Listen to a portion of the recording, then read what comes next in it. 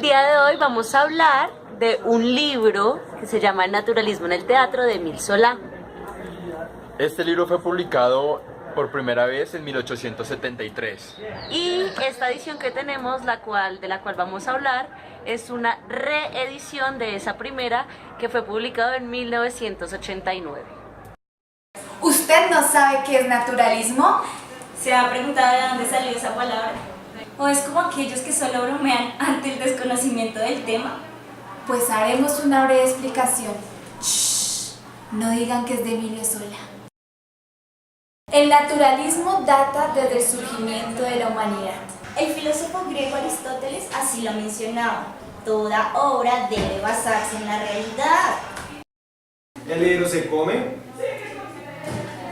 ¿Le meditan con esto? ¿Para qué sirve esta vaina? ¿Alguien me puede decir? Oye, no. Eso sirve para brindarte conocimiento. Ya que estamos hablando de Émile Zola, vamos a hablar de naturalismo y el teatro. ¿Acaso desde hace 6000 años cada pueblo no tenía interpretado y llamado a su manera las cosas que provienen de la misma raíz? Exacto. Entonces la evolución Sería espíritu humano y no tenerla en cuenta. sería falta de respeto. La historia, las costumbres, los sucesos son los que nos han hecho que la literatura en general. No se escriben de ideas absolutas. ¿Y cómo se puede resolver? Este movimiento pone la crítica de las nuevas reglas escaloicas, en donde la naturaleza entra y reina con Rousseau y su escuela. El naturalismo no quería contar cosas fantásticas, quería contar lo real. Llegaron unos hombres a la cual le dieron movimiento a la novela contemporánea. Balzac y Stendhal. Uno se basa en los aspectos físicos y el otro se basa en la ciencia. Y ahora entra un nuevo siglo. El siglo literario. En el tercer capítulo, Émile Zola nos narra cronológicamente un poco de la historia del teatro contemporáneo en su país, Francia. Evidentemente se va a centrar en los autores y en las corrientes de esa época en su país. Entonces empieza a hablar de toda la afición que tenían los autores en cuanto a los clásicos dramáticos, la tragedia y la comedia. Autores como Corneille, Racine y Molière estructuran unas bases muy sólidas de lo que es el teatro. Después de esto llega el romanticismo, liderado en términos de literatura por Victor Hugo.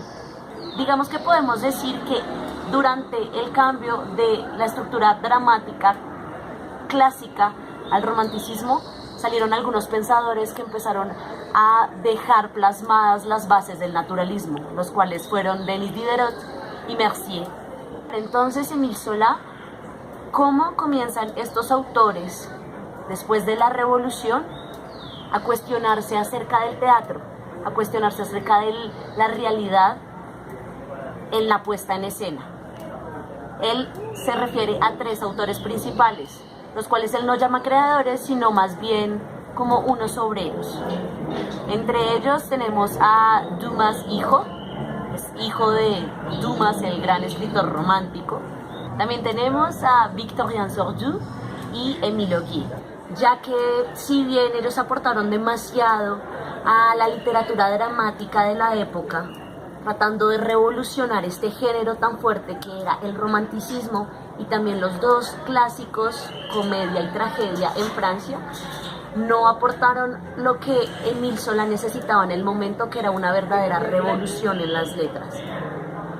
Él hace una pequeña descripción de las obras de estos tres autores y a grosso modo dice que los personajes de ellos no están bien consolidados como las características que debería tener un personaje naturalista o realista. Ya sabemos que el naturalismo y el realismo abarca sobre todo la construcción del personaje en sí. Por ende, estos tres autores tienen personajes un poco frívolos que se apoyan en construcciones que el teatro utiliza mucho, los convencionalismos. Los cambios de giro en cuanto a las historias también son un poco mágicos y les falta un poco de realidad. Émile Zola agradece a estos autores por todo el esfuerzo que han hecho para enriquecer las letras, para enriquecer las tablas. Sin embargo, dice que al teatro le falta un poco más de empeño para generar este verdadero cambio naturalista y realista. Cuarto capítulo. Émile Zola habla además sobre la fuerza que influyó el naturalismo en el siglo XIX. En este capítulo vemos que Émile Zola hace una comparación entre la novela y el teatro.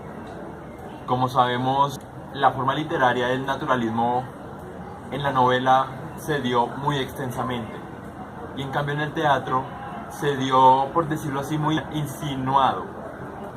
Con respecto al autor en la novela sobre el naturalismo, vemos que tenía bastante libertad a la hora de crear sus novelas. Puede jugar con los personajes, con el tiempo, con la duración de la novela como tal. En cambio en el teatro vemos como el autor, el dramaturgo, tiene ciertos límites para crear su obra hacia el teatro y hacia los personajes. Pero además vemos que el espectador también tiene ciertos límites a la hora de ver sus obras. Tanto en la novela, digamos que igual que el autor tiene bastante libertad.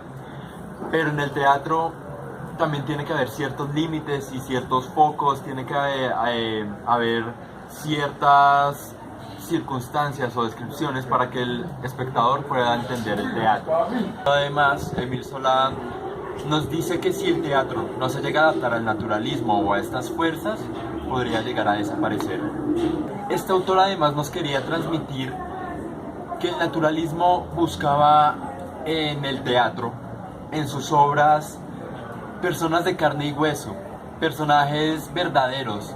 No quería cambios o puntos de giro con varitas mágicas que se producen porque sí, no. Él buscaba que las cosas se dieran naturalmente, verdaderamente en las tablas. Él no quería que las cosas sucedieran tan irreales, no. Él quería que los personajes en escena además reaccionaran a los impulsos que los otros actores o incluso las circunstancias daban.